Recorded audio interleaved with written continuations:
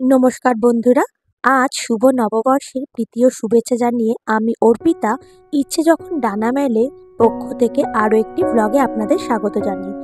আজ পয়লা বৈশাখ, আমি তাই সকাল সকাল রেডি হয়ে চলেছি।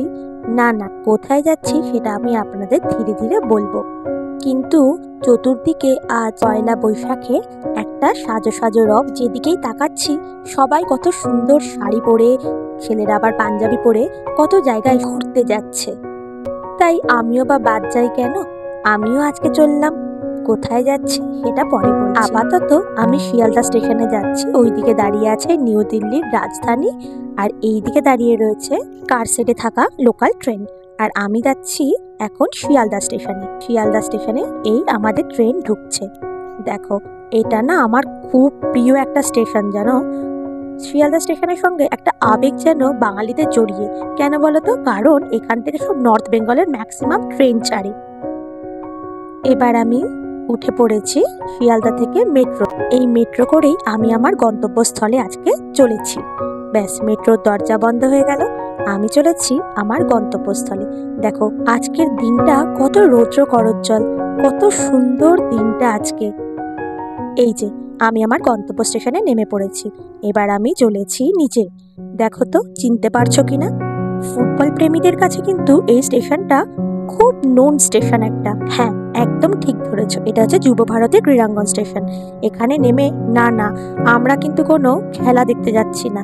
আমাদের গন্তব্যস্থল হচ্ছে অ্যাপোলো। এই যে অ্যাপোলোতে এসে পৌঁছেছি। আজ আমার ডাক্তার দেখানোর অ্যাপয়েন্টমেন্ট ছিল, তাই পয়লা বৈশাখে একদম বছরের সূচনাই করলাম ডাক্তার দেখিয়ে। আর ডাক্তার দেখানোর পরই আমার খাই মন সেই দৌড়ে গেল খাবারের দিকে। একটা স্যান্ডউইচ আর এক কাপ কফি খেয়ে তবে গিয়ে আমার খিদে মিটল।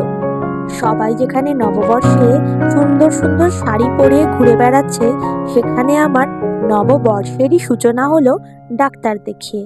ডাক্তারের আশীর্বাদ নিয়ে যাতে সারা বছরটা ভালো মতো কাটাতে পারি, সেই চেষ্টাই করতে গেছিলাম। এই যে ডাক্তার দেখানোর পরে আমরা আবার যুবভারতী ক্রীড়াঙ্গন থেকেই মেট্রোতে উঠে শিয়ালদার উদ্দেশ্যে রওনা দিলাম। এই যে দেখো, ওই দিকে হচ্ছে নিউ টাউনের রাস্তা, ওই দিক থেকে আমাদের ট্রেন আসবে। ট্রেন আসার আগে চলো তোমাদের একবার যুবভারতী ক্রীড়াঙ্গনটা দেখিয়ে দিই। আমরা তো আর যেতে পারলাম না, তাই বাইরে থেকেই দেখে একটুখানি শান্তি পাই। এই হলো স্টেডিয়াম। ব্যাস, বাইরে থেকে দেখেই শান্তি পেয়ে গেলাম। এবার আমার ট্রেন চলে এসেছে। আপাতত বাইরে থেকেই যুবভারতীকে টাটা জানিয়ে ট্রেনে উঠে পড়লাম। এইবার আমার গন্তব্যস্থল উল্টো দিকে, মানে শিয়ালদা। শিয়ালদার এই মেট্রোতে উঠতে না আমার খুব ভালো লাগে। এই দিককার মেট্রোগুলো এত সুন্দর তৈরি করেছে। এই যে দেখো, বাইরেটা না কি সুন্দর লাগছে আজকে। এই যে চলে এসেছি আমরা শিয়ালদায়। এইবার বাইরে স্টেশনের দিকে যাচ্ছি। শিয়ালদা মেট্রো স্টেশন থেকে বেরোনোর সময় দেখো, এত সুন্দর না স্টেশনটা তৈরি করেছে। আকাশটা না, যখন তুমি এসকালেটর দিয়ে উঠবে এত সুন্দর দেখতে লাগে না, মনে হয় অনেকক্ষণ দাঁড়িয়ে দাঁড়িয়ে দেখি, কিন্তু সেটা তো আর সম্ভব না। এই যে আরও একটা টার্ন নিয়ে না, এই এসকালেটরটা দিয়ে উঠলেই তুমি মেন রোডে চলে আসবে। আর এই রাস্তার ওপারেই হচ্ছে শিয়ালদা স্টেশন, আর এই দিকটা হচ্ছে মেট্রো স্টেশন। দেখো কত দোকানপাট বসেছে, আর লোকে লোকারণ্য হয়ে উঠেছে, জানো তো। এখন প্রায় 3:30-4টে বাজে, এখন অনেক লোক ঘুরতে বেরিয়েছে। আমরা বাজার কলকাতার ওখান দিয়ে এই ট্যাক্সি স্ট্যান্ডটা পেরিয়ে শিয়ালদা স্টেশনে প্রবেশ করেছিলাম। আর এখান থেকে কেএফসি থেকে আমি আমার ছেলের জন্য কিছু খাবার কিনে নিয়েছিলাম, কারণ ও তো কোথাও বেরোতে পারেনি।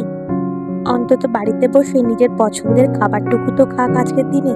আর তাছাড়া ও এমনিও না খুব একটা বাইরে বেরোতেও চায় না। এই যে আমরা খাবারটা কিনে নিয়ে এখন আমাদের ট্রেনের উদ্দেশ্যে যাচ্ছি। আর তার মধ্যে দেখি তিস্তা তোরসা দাঁড়িয়ে রয়েছে। আমার মনটা না ছটপট করে উঠেছে উত্তরবঙ্গে যাবার জন্য। মন উত্তরবঙ্গ বললেও মাথা কিন্তু বলছে যে তাড়াতাড়ি হেঁটে চলো, কারণ আমাকে দমদমের ট্রেন ধরতে হবে।